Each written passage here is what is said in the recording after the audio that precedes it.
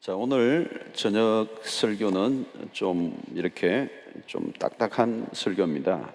이 세상의 권세 어떻게 대할 것인가 이런 주제입니다. 자, 우리는 두 나라를 섬기고 있죠. 하나는 하나님의 나라, 또 우리 영원한 바울이 빌립보서에서 우리의 시민권은 하늘에 있다 그랬습니다. 궁극적으로 우리의 시민권은 하늘에 있죠. 그럼 우리 이 땅에 살면서 한 나라의 국가의 시민으로 살아가고 있습니다. 바로는 오늘 국가와의 관계, 국가의 권력을 가지고 있는, 권세를 가지고 있는 사람들과 우리의 관계를 좀 설명하고 있습니다. 바울이 위에 있는 권세들에게 복종하라. 상당히 친여당적인, 친정부적인 그런 성격을 띈 것 같은 그런 말씀을 하고 있죠. 근데 이 바울이 로마의 제국에 살고 있는 성도들에게 이 편지를 보냈습니다. 왜 이렇게 바울이 친로마적인 발언을 하고 있을까? 네로 황제가 다스리던 1세기에 이 편지를 기록했다는 점을 염두에 두고 우리가 본문을 대해야 하는데요. 로마 제국 하에서 유대 그리스도인들은 법적으로 소외자였습니다. 소수 약자죠. 그런데 무엇보다도 예수께서 로마의 법에 의해서 정치범으로 사형을 당한 일이 있었죠. 그럼에도 불구하고 바울은 지금 로마에 있는 그리스도인들에게 그 권세, 로마에 있는 그 권세들에게 복종하라는 거죠.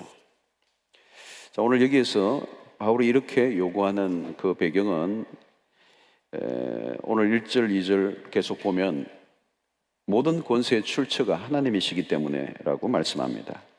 하나님으로부터 나지 않은 권세가 없다고 말씀하죠.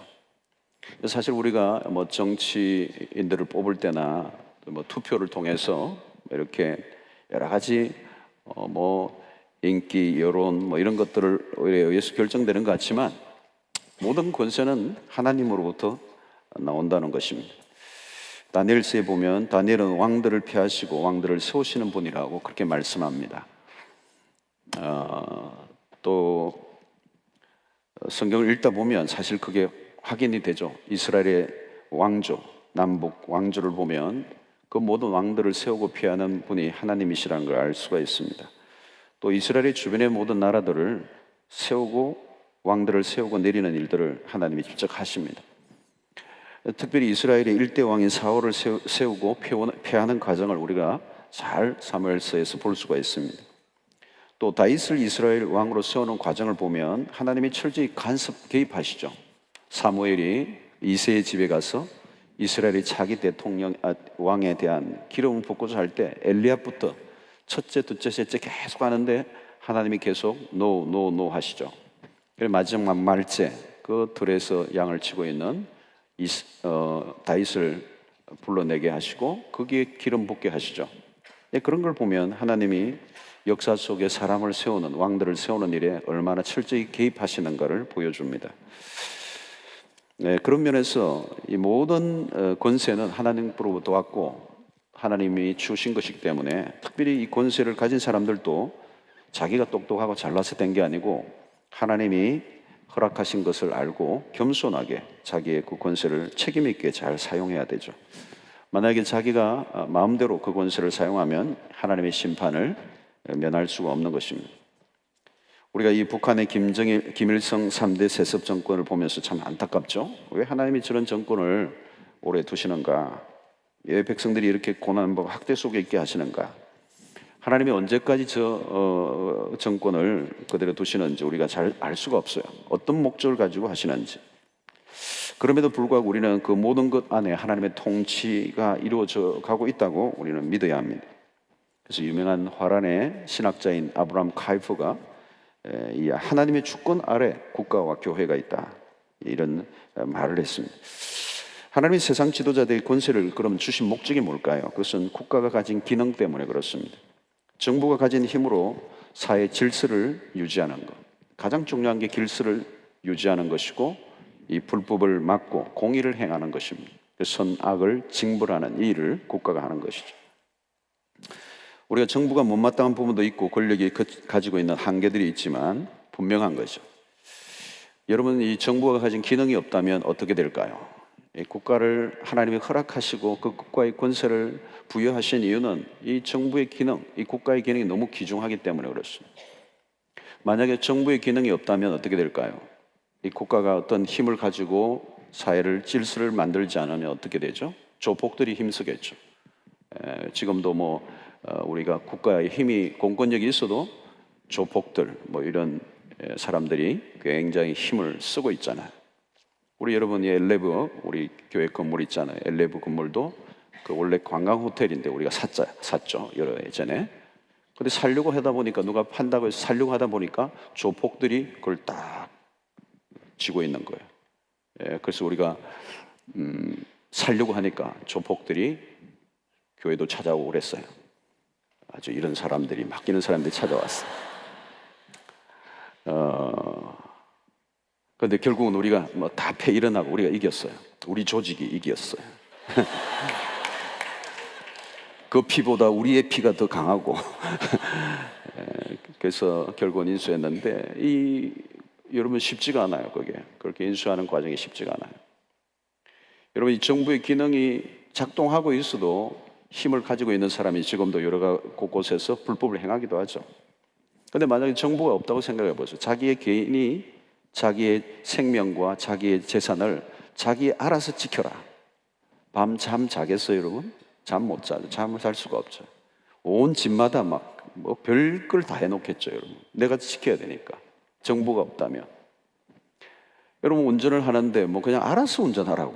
교통 표지판도 없고 안내판도 없고 알아서 알아서. 그럼 여러분 주일날 교회 오기 힘들어요. 여러분. 어떻게 운전을 하겠어요? 어떤 사건 사고가 나면 누가 재판을 하죠? 누가 중지를 하죠? 물론 우리 안에 정부의 기능 속에 법을 공의롭게 행하지 않는 영역들이 연약한 부분이 있지만 그래도 이 혼란을 막고 질서를 지키고 있는 것이 국가의 기능이죠. 그래서 존 칼빈이 그런 얘기했어요. 무정부의 위험성을 얘기하죠. 아주 나쁜 정부라도 무정부보다는 낫다는 거예요. 무정부, 정부가 없는 것보다. 그래서 사실 우리나라는 나라를 잃어본 경험이 있습니다. 국가의 모든 그것을 주권을 다 잃어버린 적이 있잖아요. 그러면 어떻게 돼요? 우리는 개인의 자유와 모든 것들이 박탈당하고 우리는 노예가 되는 것입니다. 바울은 오늘 국가의 역기능적인 것도 있지만 본문에서 순기능적 차원에서 이 말씀을 다루고 있습니다. 바울은 국가의 군세들에게 복종하라고 말씀합니다. 정부의 기능을 존중하는 거죠. 권세를 거스르는 자들은 심판을 자처할 것이다 이렇게 표현하고 있고 국가는 공연히 칼을 갖지 않았다. 국가가 법 집행을 하기 위해서 개인의 행동에 어떤 제재를 가할 수 있다는 것입니다. 왜 우리가 이렇게 권세에 복종해야 되는가? 국가에 그 권세를 허락하신 분이 하나님이시기 때문에 그렇습니다. 신자는 정부가 물리적인 힘으로 하나님의 뜻을 정면으로 거스리도록 하는 일이 아닌 한 권위에 복종하고 법을 지켜야 합니다.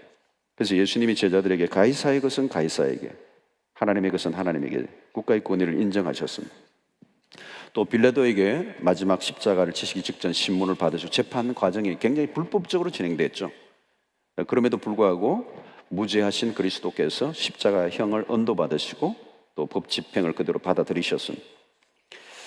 여러분 잘못된 정부와 권력에 대해서 심판은 하나님 편에서 하신다는 거죠. 우리가 할 일은 권세에 대한 복종이고 국가의 질서에 잘 따르는 시민으로 살아야 된다. 이런 부분을 가르치고 있습니다. 바울은 신자는 기본적으로 질서를 지키는 자여야 된다. 여러분 국가의 최고의 그 기능이 뭐냐? 공공 질서예요. 하나님은 혼돈의 하나님이 아니시고 질서의 하나님이십니다. 그런 면에서 우리는 정부의 어떤 권위에 기본적으로 지키고 법을 따라야 합니다. 여호와 증인들이라는 사람들은 이단들이 이게 징집 거부하죠. 집총 거부, 징집 거부, 군대를 가지 않으려고 그러고 또 수혈을 거부하고 그래서 별일이 다 일어나죠. 공무원에 이렇게 어플라이를 하지 않아요. 공무원의 일을 하지 않아요. 그 정부 자체를 부정하기 때문에 어떤 면에서 정부 자체를 사탄의 그런 도구로 그렇게 보기 때문에 정부에 대해서 굉장히 부정적인 그런 태도를 가집니다. 자, 그러나 여러분 오늘 성경은 우리에게 국가의 기능에 대해서 얘기하면서 우리가 기본적으로 법을 지켜야 된다고 말씀합니다. 그래서 바울이 그 복종해야 되는 것 중에 예를 뭘로 드느냐면 6절과 7절에서 세금 문제를 얘기합니다. 이 세금 문제는 옛날이나 지금이나 굉장히 뜨거운 감자인데 과도한 세금 징수로 인해서 그 시대도 폭동들이 일어났습니다. 일반적으로 사람들은 이 세금을 내고 싶어서 내는 사람이 별로 없어요. 세금이 오는 걸 그렇게 좋아하지 않죠. 여러분들 지금 세금 대개는 뭐 낼 일이 없으시죠, 그렇죠? 그런데 이 세금 고지서가 오면 할렐루야, 기다렸는데 이런 사람 아무도 없어요. 이게 또 왔어, 이게 또 왔어. 예. 여러분 요즘 뭐 사업하시는 분들이나 이런 분들은 굉장히 세금이 예민해요. 근데 이러면 국가가 운영되는 것은 뭘까요? 세금으로 운영되죠. 국가라고 하는 그 기능이 제대로 작동하기 위해서 필요한 게 뭐냐면 백성들이 내는 세금이에요. 이제 우리나라도 복지로 가니까 이 세금 문제가 굉장히 중요한 화두가 되어 있습니다. 여러분 복지를 어디에서 하죠? 우리는 복지를 자꾸 높이려고 하는데 복지를 높이면 어디서 하죠? 그게 돈이 어디 국가가 땅을 파서 나오나요? 백성들의 세금이 올라가야 되는 거죠. 이 앞으로 이제 우리가 굉장히 딜레마에 지금 빠져 있어요. 제가 살았던 호주 같은 나라는 세금이 엄청나게 많아요. 그래서 연봉이 한 10만 불 이상 올라가면 거의 40%를 까버려요. 그러니까 연봉은 굉장한데 받는 건 얼마 안 받아요. 40%를 까버려요. 뭐 별로 여러분들이 감동 안 받는데, 충격을 안 받는데, 이 여러분 40%는 엄청난 거죠, 여러분. 근데 이게 어디로 가죠? 복지로 가는 거예요. 그래서 제가 호주 가서 놀란 것은 뭐냐면 아이들을 공부하는데 부담이 없어요. 학교에 돈을 안 내요. 오히려 수입이 없으면 국가에서 돈이 나와요, 아이들에게. 이슬람 사람들은, 이 중동 사람들은 아이를 많이 낳잖아요. 8명, 10명 이렇게 낳으면 평균이 한 7명, 8명 낳으니까 그 사람들이 일 안 해도 아이 낳으면 그 아이들에게 오는 수당으로 먹고 살아요. 대단하죠. 그 국가가 그걸 이제 보조하는 거죠. 대학을 공부할 때까지도 뭐 큰 도움이 들지 않아요, 시민권 가지고 있으면. 물론 이제 얼마가는 나중에 뭐 취직해서 뭐 일평생 갚으면 되고 뭐 큰 부담을 느끼지 않아요. 그리고 뭐 병원에 가면 완벽해요. 돈이 안 들어. 너무 잘해줘. 최상의 컨디션이야. 병원이 너무. 그래서 평소에는 이민관계에 대해서 별로 뭐 감동 안 하다가 병원에 입원하면 감동을 해요. 와, 이민 잘 왔다. 너무 의료 제도가 잘 돼 있으니까. 그게 다 어디서 나와요? 세금이에요, 세금.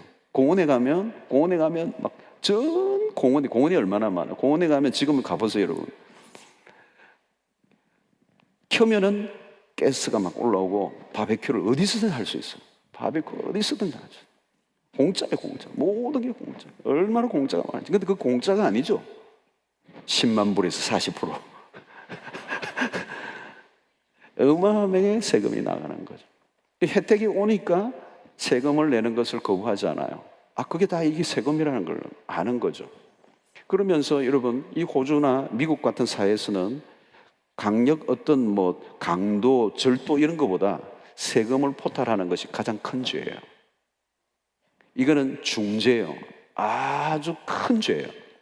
그러니까 만약에 세금을 탈세하다가 걸리면 그 사람은 그 사회에서 거의 매장해요.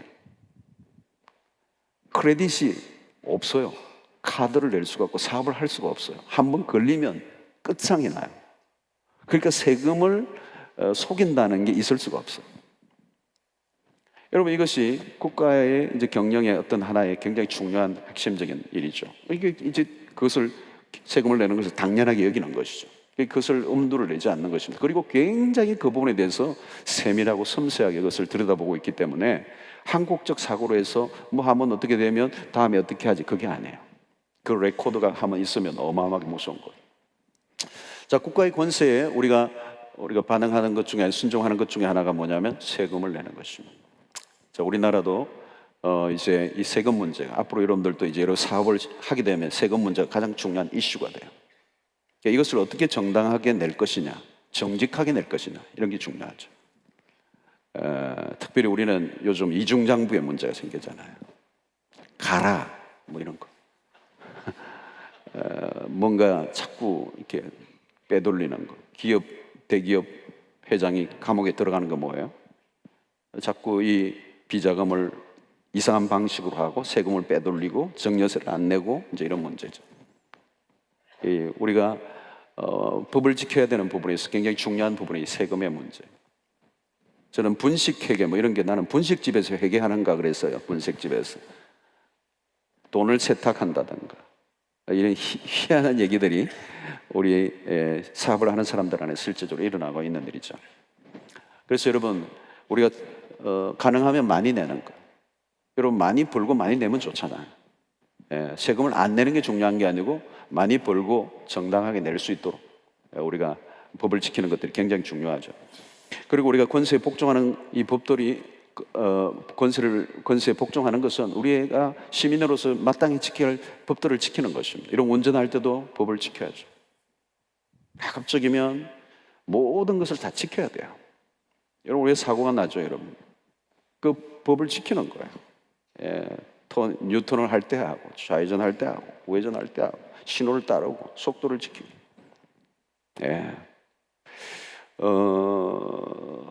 교통순경이 서라면 서고, 또 면허증 내라면 내고 이래야 돼요. 그 순경이 어리다고 너 몇 살이야? 그러면 안 돼요. 그 순경이 교통경찰이 서 있는 것은 국가의 권위로 서 있는 거죠. 나이로 지금 서 있는 게 아니죠. 뭐 다른 관록으로 서 있는 게 아니라 국가의 권위를 가지고 서 있는 거예요. 그가 내라 서라 하는 것은 국가의 권위예요. 그 권세에 뭐 할아버지라도 그 앞에 복종을 해야 되는 것이죠. 여러분 우리가 여러분들 우리가 실제적으로 우리가 할 수 있는 법들이 있잖아요. 우리가 다운로드도 불법으로 받지 않는 거 이런 것들. 그 지적 소유권에 대한 인정, 한국이 굉장히 약한데 이런 것들이 법을 지켜야 되죠. 상품을 만드는데 로열티도 주지 않고 막 도용하는 것들. 짝퉁을 만드는 것들, 이런 법들을 지켜나가는 것들이 우리가 해야 될 일이죠. 여러분 이번 세월호가 왜 일어났죠? 세월호 사건 같은 것은 법을 안 지키는 거예요. 법을 지키면 돈이 많이 드니까 그냥 봉투 주고 나는 거예요. 공무원에게 봉투를 주고 로비를 하는 거예요. 로비를 하면 간단하고 법을 규정대로 하려고 하면 돈이 너무 많이 드는 거죠. 그러니까 그냥 대충 하는 거죠. 그 사고가 일어난 겁니다. 이 관피하니 무슨 피야 하는데 이게 여러분 지금 해결이 안 되고 있잖아요. 이대로 두면 우리가 제2, 제3 세월호 사건이 계속 일어날 가능성이 있죠. 그래서 우리가 이 법을 지켜야 되는 부분에 대해서 그 법을 지킨다는 것은 결국은 국가가 가지고 있는 권세에 복종을 해야 된다는 거예요. 그래서 우리는 그냥 어떤 세상의 법을 넘어서 양심의 법을 또 지켜야 되고 그죠? 여러분 실제적으로는 법의 규정에는 내가 어기지 않았지만 양심의 법에 의해서는 저촉되는 것들이 있잖아요. 또 우리는 특별히 더 높은 도덕적 기준을 가지고 있어야 되죠. 하나님의 말씀 앞에서. 그래서 세상은 사람들이 능가하는 도덕성을 가지고 법 이상의 행동을 실천해야 되는 거죠.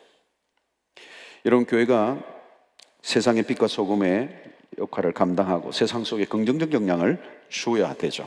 악하고 구조적이고 이 부패가 심한 이 세상 한가운데서 그리스도인들이 바른 윤리 안에서 기업을 운영하고 직장 생활하고 바른 세금을 주고 법을 작은 것이라도 지켜나가는 이것이 우리의 건강한 사회를 만드는데 그리스도인들이 해야 될 역할인 것입니다. 특별히 우리가 이제 정치인들도 뽑을 때도 마찬가지예요. 정치인들을 또 투표할 때 우리가 뽑는 거 이제 우리 여러분들이 다 참여하시잖아요. 그때 반드시 참여하셔야 돼요. 그리고 그 모니터링을 잘하고 잘못된 법들을 법제화해서 하나님의 질서를 깨는 그런 일들을 하는 정치인들이 보이면 우리의 투표로 평가를 해줘야 돼요. 잘못된 것들을 깨는 것들을 우리가 안 된다는 것을 우리가 표로 표현해야 되는 거죠. 자, 여러분 우리가 역사를 보면 악한 정부들이 있었고 잘못된 권력자들이 백성들을 억압할 때가 있습니다. 그러나 역사를 보면 악한 정부와 권력은 반드시 무너지게 되어 있습니다. 하나님은 반드시 보응하시죠. 왜? 하나님의 그 통치가 있기 때문에 그렇습니다. 그래서 우리가 너무 초조하지 말고 하나님의 통치를 기다려야 되죠. 그리고 역사를 길게 보면 하나님이 얼마나 섬세하게 역사를 통치하시는 것을 알 수가 있어요. 짧은 시간 안에 우리가 다 모르지만 역사를 길게 보면 반드시 그 역사 안에 하나님이 개입하시고 모든 세상을 다스린다는 것을 알 수가 있습니다. 국가가 잘못된 길로 갈 때 악한 권력자들에 의해서 백성들이 고통을 받을 때 우리가 어떻게 할 것인가? 이것은 조금 더 다른 주제고 또 이것을 언젠가 한번 다루어야 돼요. 디트리트 보니프 목사 같은 사람은 히틀러에 의해서 수없는 사람들이 죽어가고 목사들이 살육을 당할 때 그가 암살 계획을 하죠. 그래서 암살하지도 못하고 잡혔다가 2년 후에 형장이 이슬로 사라지는 일들이 있었습니다. 그 본헤프의 그 행동에 대해서 우리는 여러 가지 평가를 할 수가 있어요. 그런데 오늘 우리는 여기에서 바울은 그런 부분에 대해서는 언급하지 않아요. 국가적 기능에 대해서, 물론 구조적인 악이 있고 문제가 있지만 개인도 죄성이 있는 것처럼, 지배를 받는 것처럼 조직과 국가 안에도 죄의 작동이 일어나죠. 개인이 연약하고 완전하지 않는 것처럼 어떤 조직도 완전한 조직이 없어요. 또 완전한 국가도 없어요. 그러니까 그런 어떤 문제들을 야기할 수밖에 없는 연약함들이 있는데, 그 일들에 대해서 하나님의 통치를 맡기고, 통치에 맡기고 우리가 어떻게 그 국가의 권위에 복종할 것인가에 대한 얘기를 바울이 하면서, 그리스도인이 가져야 할 기본적인 태도가 뭐냐면 온건함과 비폭력적이라는 것입니다. 정부의 한가하기 위해서 폭력적 시위와 힘을 동원한, 그래서 집단적으로 과격한 행동을 하는 경우들이 있죠. 그러나 여러분, 우리가 가져야 할 삶의 기준은 우리가 앞부분에서 12장에서도 보았던 것처럼 악을 악으로 갚지 않고 악에게 지지 않고 선으로 이기는, 또 할 수만 있다면 모든 사람들과 화평을 이루는 이런 평화에 대한 얘기들을 우리가 앞부분에 살펴봤어. 무엇보다도 예수님이 산상수훈을 통해서 우리의 삶의 방식을 잘 기준을 알려주셨습니다. 우리가 목적이 좋으면 방법과 과정도 선해야 되죠. 국가가 잘못되었다고 폭력적으로 대응하는 것은 조심해야 합니다. 이 인도의 간디가 영향을 가장 많이 받았던 비폭력주의는 산상수훈의 정신에서 나왔어. 미국을 흑인 인권 운동을 했던 마틴 루터킹 목사님도 마찬가지죠. 비폭력주의. 여러분이 산상수훈의 정신에서 나온 거죠. 마태복음 5장에 주님의 일관된 가르침이 뭡니까? 악한 자를 대적하지 말라는 거야.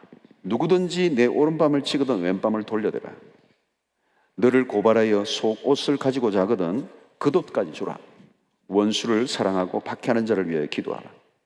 상대가 아무리 악하게 행동해도 우리는 끝까지 선한 모습을 그리스도인을 잃지 말아야 된다는 거예요. 여러분, 다윗이 왕으로 기름 부음을 받고 난 뒤에 그가 한 일이 뭐냐면 악한 왕을 섬기는 일이었어요. 악한 왕이 누구죠? 사울 왕이. 왕으로 부름을 받고 난 이후에 그가 처음 한 일이 뭐냐? 악한 왕을 섬기는 거예요. 얼마나 죽이려고 합니까? 얼마나 이 다윗을 죽이기 위해서 사울이 안간힘을 das습니까? 군사를 풀어서 죽이려고 막 공격을 하죠. 그런데 그 왕권에 다윗은 도전하지 않아요. 그리고 그를 끝까지 섬깁니다. 주님은 베드로에게 칼을 쓰는 자는 칼로 망한다고 하셨습니다. 폭력적인 방법은 또 다른 폭력을 불러오는 거죠. 신자는 기본적으로 세상을 바꾸는 일을 꿈꾸는 사람들, 신자는 혁명적인 삶을 살아야 됩니다.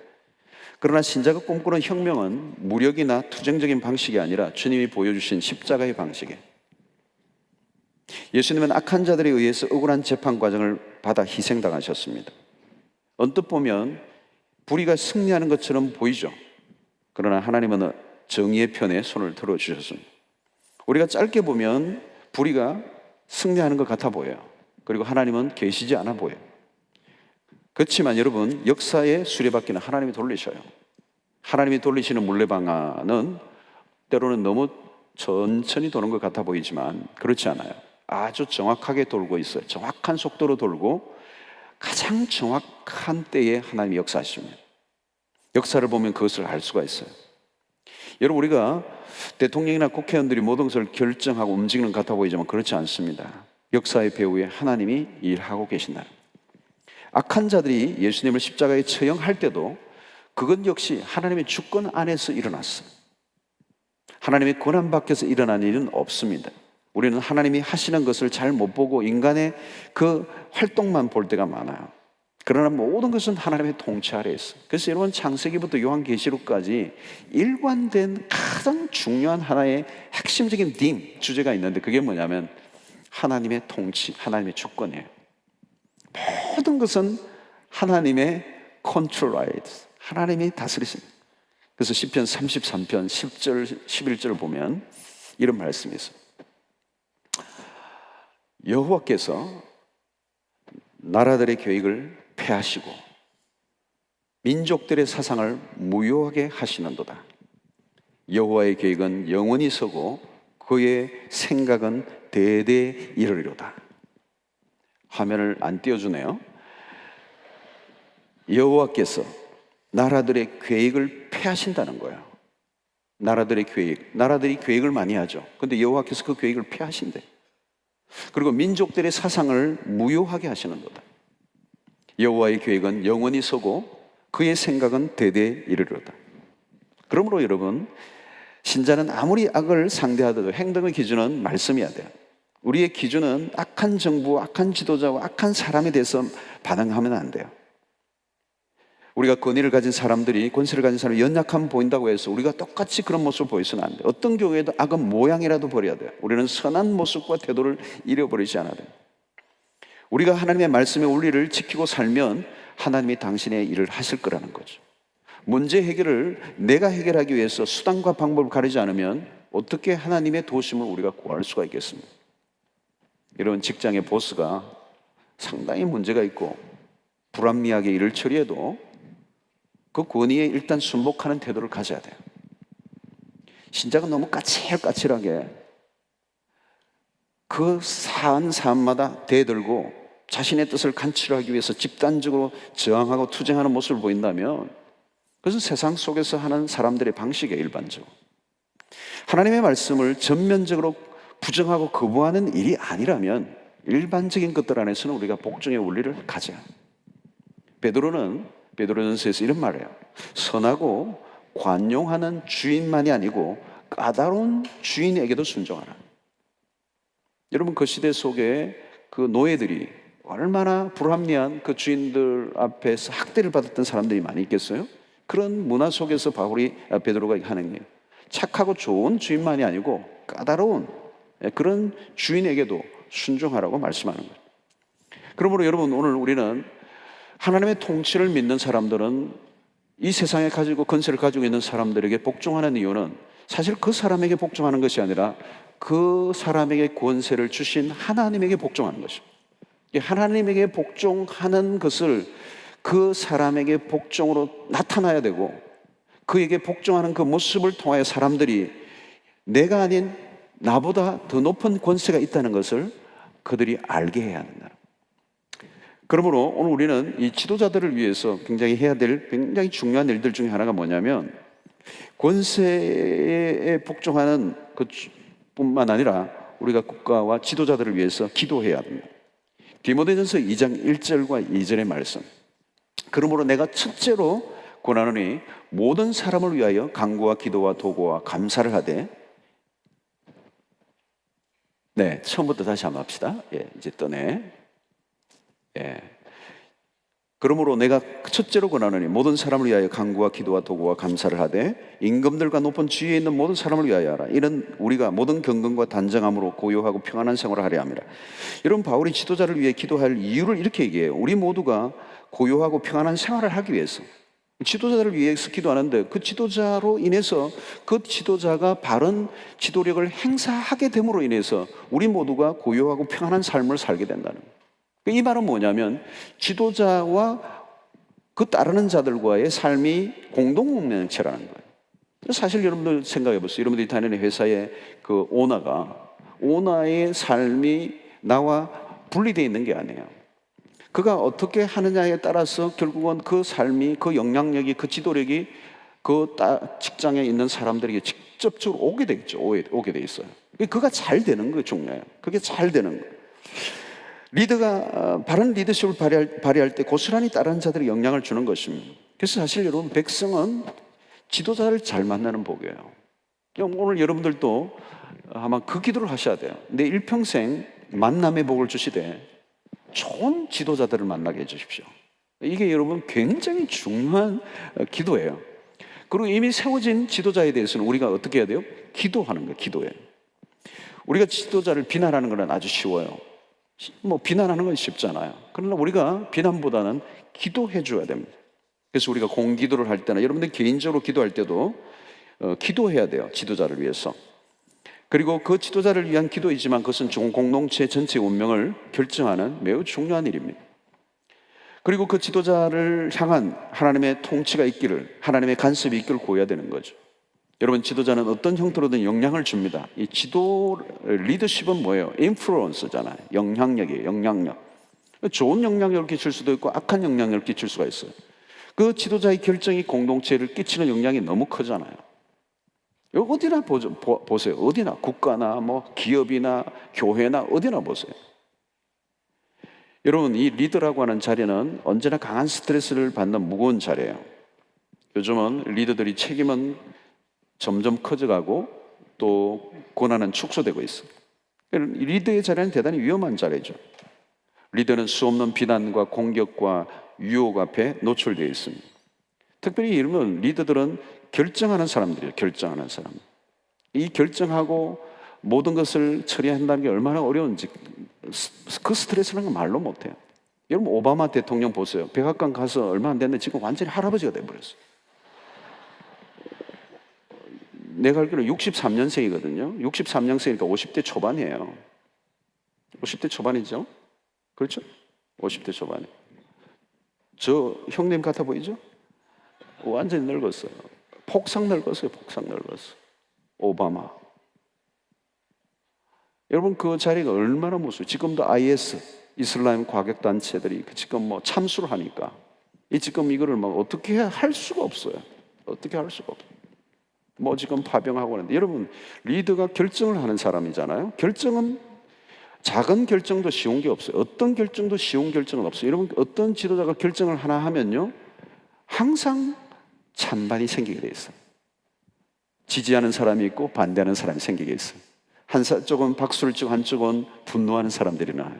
여러분, 이 리더가 결정을 내린다는 게 얼마나 어려운 거예요. 그러니까 외로운 자리예요. 외로운 자리. 굉장히 외로운 자리. 리더는 자기의 대중들로부터 듣는 얘기는 많지만 자기가 대중에게 자기의 속을 전달할 기회는 별로 없어요, 사실은. 그리고 전달한다 할지라도 리더는 영원히 무덤까지 자기 가슴 속에만 파묻고 가야 될 얘기들이 많아요. 비밀이 많아요. 그러니까 여러분, 이게 얼마나 어려운 자리예요. 그리고 이 리더는 악의 그런 힘이 작동하기 쉬워요. 그 힘이 갖고 있는 곳에는 굉장히 많은 어떤 유혹들이 오죠. 여러분, 왜 대통령의 가족들이 막 감옥에 가요? 형님도 감옥에 가고 막 왜 그런 일이 나요? 주변의 악들이 가만히 두지 않죠. 수 없는 벌떼처럼 달려드는 유혹들이 있어요. 그건 못 이겨내요. 이겨낼 수가 없어요. 너무너무 치밀하고 교묘하기 때문에. 자, 여러분, 이런 리더들이 어떤 영향력을 행사해야 될 것인지. 그래서 정치, 경제, 문화, 뭐 교육, 예술, 언론, 뭐 국방, 외교, 종교, 모든 영역에 지도자들이 바른 판단과 결정을 내릴 수 있도록 우리가 기도해 줘야 돼요. 예, 그래서 그런 잘못된 판단과 결정을 내리면 화가 오니까. 그래서 여러분, 미국의 대통령은 법적으로 할리데이가 2달이에요, 2달. 질 수가 있어요.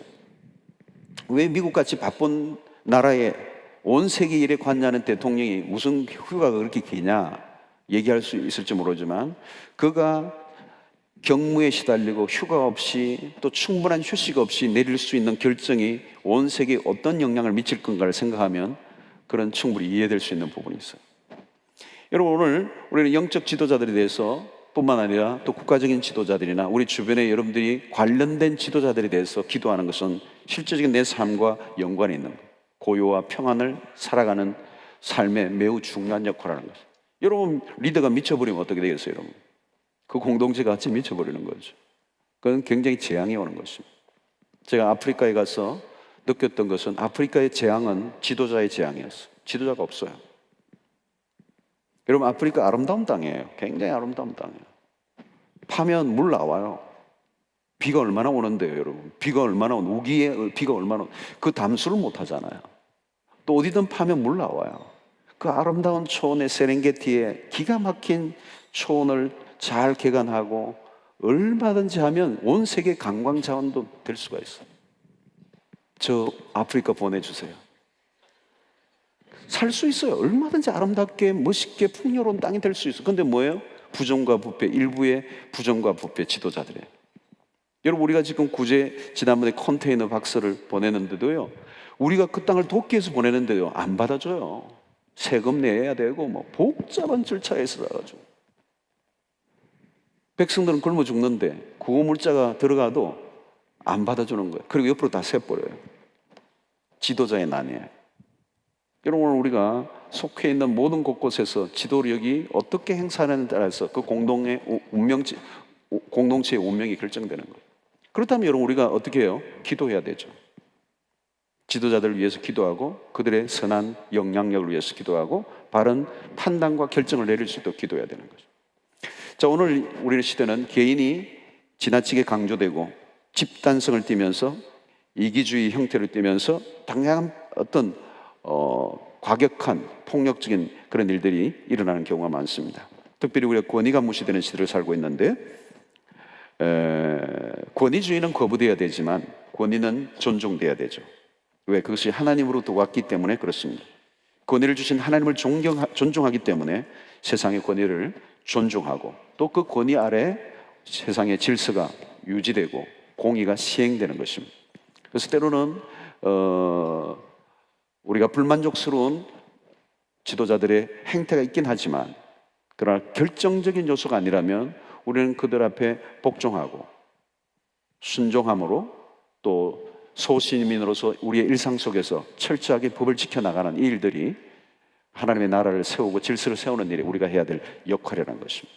그래서 어떤 경우에도 우리가 법을 지키는 일에 앞장서야 되고 아주 더 적극적으로 법을 지키게 되고, 뿐만 아니라 우리가 악한 정부나 또 잘못된 지도자들 앞에서 마저도 우리의 삶의 표현은 산상수훈적이어야 됩니다. 집단적 이기주의와 또 그런 폭력성을 가지고 우리의 어떤 입장을 관철하기 위해서 나타내는 모습이 아니라 비폭력적이고 온유한 모습으로 또 평화를 만들어내는 일이 힘쓰고 또 우리가 최선을 다해서 순종적 태도를 우리가 유지함으로 우리의 질서를 지켜나갈 때 하나님이 하나님의 방식으로 당신의 통치를 통해서 역사를 심판하고 역사를 움직여 나갈 것이다라는 사실을 우리가 이해해야 되는 것입니다. 앞으로 우리의 모든 직장 생활이나 우리의 삶의 우리의 여정 속에 우리가 더 철저히 그 권세들과의 관계, 바른 관계를 맺고 또 질서 있는 그런 시민으로서 살아가서 우리의 삶을 통해서 하나님께 영광을 돌리는 여러분들이 되시기를 바라겠습니다. 찬양 하나 하고 기도하고 마치겠습니다. 대단히 빨리 마쳤습니다. 자, 너 어디 가든지 순종하라. 우리가 순종의 삶을 살기를 원합니다. 너 어디 가든지 순종하라. 너 어디 가든지 충성하라. 주 너의 하나님 왕 되신 주 영원히 주님만 찬양하라. 너 어디 가든지 순종하라. 너 어디 있든지 충성하라. 주 너의 하나님 왕 되신 주 영원히 주님만 찬양하라. 너 고난 속에서 평화하라. 너 고난 속에서 평화하라. 평화하라. 너 핍박 속에서 감사하라. 너 핍박 속에서 감사하라. 감사하라. 주 너의 하나님 함께하리. 주 너의 하나님 함께하리. 승리의 주님을 찬양하라. 승리의 주님을 찬양하라. 이 시간에 함께 기도하십시다. 우리의 삶 속에 하나님의 백성들이 가져야 될 가장 기본적인 태도 중에 하나가 순종이에요. obedience. 우리 세상 속에 우리의 보스들과 만남 속에 좀 마음에 들지 않지만 obey하는 것. 우리가 모든 것을 다 컨트롤하려고 하지 말고 내 생각과 내 마음과는 맞지 않지만 순종하고자 하는 태도를 가질 때, 그 권세를, 그 권위를 인정할 때, 그 권위를 누가 심판할 거예요? 내가 심판할 수 없어요.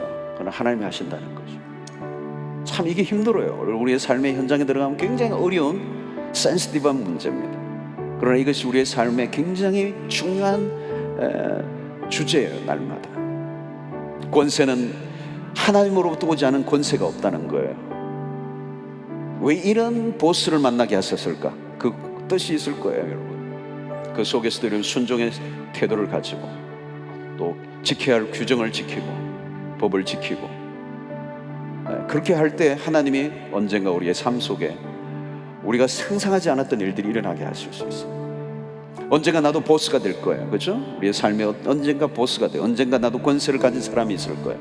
그때 여러분, 우리의 팔로워들이 정말 나에게 순종하도록 명령할 수 있는 떳떳함이 우리에게 훈련되어져야 돼요. 그래서 다윗이 왕이 되기 전에 그런 종이 되어야 했어요. 왕이 되는 길이 다른 길이 아니에요. 종이 되는 거예요. 악한 왕을 섬기는 거예요. 그리고 세월이 흘러서 그를 왕으로 하나님이 세우셔요. 우리를 훈련시키셔요. 여러분, 막 거절하고 반항하고 폭력적이고 막 나도 힘을 쓰고 맞붙고, 여러분 인생이 험난해져요. 내가 내 인생을 컨트롤하려고 하면 안 돼요. 내가 보스를 컨트롤하려고 하면 안 돼요. 여러분, 아버지에게, 한 가정의 남편에게, 한 직장에, 한 학교에 보스들이 있잖아요. 리더들이 있잖아요. 하나님 그 리더들을 인정하라고 말씀해요. 존중해 하라는 거죠. 그 포지션, 그의 인격과 그 도덕성이 내가 존경하기는 어렵지만 그 앞에 순종의 태도는 가지라는 거죠. 그러면 하나님이 하실 일들을 하신다는 거예요. 우리의 삶에 굉장히 중요한 방식을 우리에게 가르쳐 주신 겁니다. 하나님, 내 안에 순종의 영을 주십시오. 그리고 최소한도 우리는 그리스도께서 사셨던 삶의 방식, 바울은 여러분 이 로마의 거대한 로마의 권력 앞에 아주 소외자 소수자인 유대 그리스도인들에게 그 정부에 복종하라는 이 원리 속에는 어마어마한 비밀이 들어있는 거예요. 하나님께서 우리를 통해서 하나님의 나라를, 질서를 세워가기를 원하세요.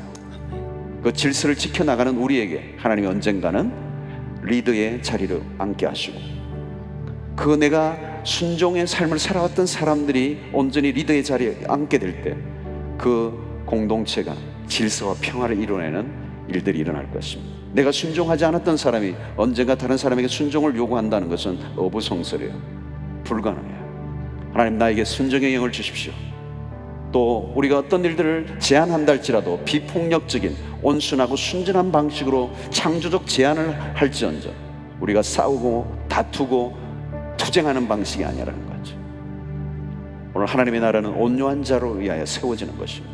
하나님, 내 영을 하나님 다스려 주시고 내 성품을 다스려 주시고 나와 관계된 권세들과 아름다운 관계를 이루며 또 그들을 위하여 기도하게 하시고 또 좋은 리더들이 이 땅에 많이 세워질 수 있도록 축복하여 주시고 나와 관계된 리더들이 선한 영향력과 선한 리더십을 발휘할 수 있도록 하나님께서 은혜를 베풀어 주십시오.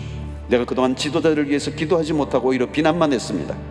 이제 비난을 멈추고 그들을 위해 기도할 수 있게 하여 주시옵소서. 주여, 한번 크게 외치고 기도하며 나아가도록 하겠습니다. 주여, 하나님 아버지 감사합니다. 오늘 또 말씀을 통하여 우리에게 주신 원리들을 다시 한번 깨닫고 이 말씀대로 우리가 순종하며 살아가기를 원합니다. 아버지, 작은 법이라도 지키며 하나님 위에 세우신 그 권세들을 인정하고 존중하고 따를 수 있는 저희들이 되게 하여 주시기 원합니다. 그래 하나님, 이 세상 속에 하나님 국가를 통하여 공동체 안에 질서를 유지하고자 하시는 그 하나님의 뜻을 우리가 명확히 깨닫고 하나님 말씀 방식대로 하나님을 대응하며 하나님 그 대해서 우리가 악을 악으로 갚지 않고 하나님의 말씀의 원리를 따라 기준에 따라 우리가 행동하고 하나님 그들 앞에 그 복종하는 모습을 우리가 가질 수 있도록 은혜를 베풀어 주시기를 원합니다. 아버지 하나님, 오늘도 말씀의 귀한 원리가 우리의 삶에 깊이 내려지게 하여 주시고 그 말씀 안에서 우리가 순종하며 나아갈 때 하나님의 이 땅 가운데 평화가 임하고 하나님의 질서가 임하고 하나님의 그 공의가 임하는 역사를 있게 될 줄 믿습니다.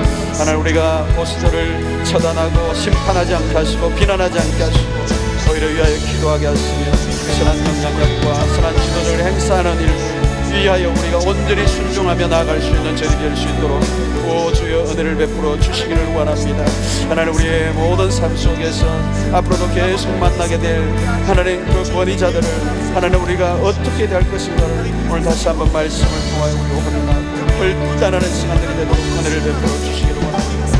하나님 아버지, 오늘 우리 안에 많은 아버지들이 있습니다. 우리가 순종하며 나가게 하여 주시기 원합니다. 오 아버지 하나님, 우리 안에 한번 봐주시기 원합니다. 하나님, 폭력하고 저항하고 폭력적인 방식으로 세상적인 방식으로 우리가 나아가지 않도록 은혜를 베풀어 주시옵소서.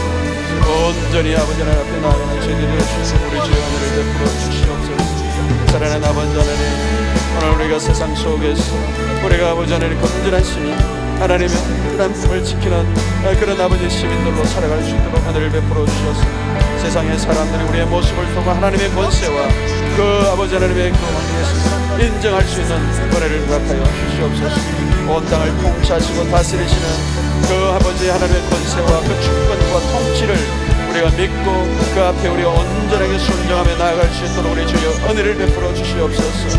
하나님 아버지, 오늘 시간 모두의 삶 속에 우리 일상과 우리 삶의 현장 가운데서 하나님의 말씀을 온전히 지켜내는 저희들이 될 수 있도록 우리 주님 도와주시옵소서. 오 아버지 하나님, 우리의 모든 청년들 우리의 삶의 모든 영역 속에 우리 주님이 함께해 주실 줄로 믿습니다. 주님의 은혜를 베풀어 주실 줄로 믿습니다.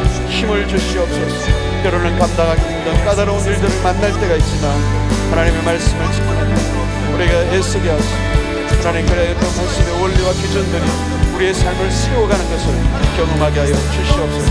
때로는 억울하고 힘든 일들 당할 수도 있지만 하나님께서 하시는 그 앞에 우리가 온전히 반응하고 하나님의 도우심과 하나님의 계획과 하나님의 역사를 우리가 체험할 수 있도록 주여 도와주시옵소서. 아버지 하나님, 모든 우리의 성실이 선하고 아름다운 하나님의 자녀들로 주님 세워주시옵소서. 주님 함께하여 주시옵소서.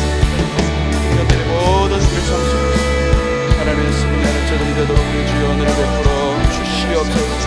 하나님이 함께하시는 것을 하나님이 통치하시고 다스리시는 걸 경험하게 하여 주시옵소서. 주님이 함께하여 주실 줄로 믿습니다. 오 아버지 하나님, 오 아버지 하나님, 주님 하나님의 그릇을 살게 하고 세상의 나라 모범적인 시민들 우리가 살아가는 정당한 방식으로 하나님 도와주시옵소서. 감사합니다.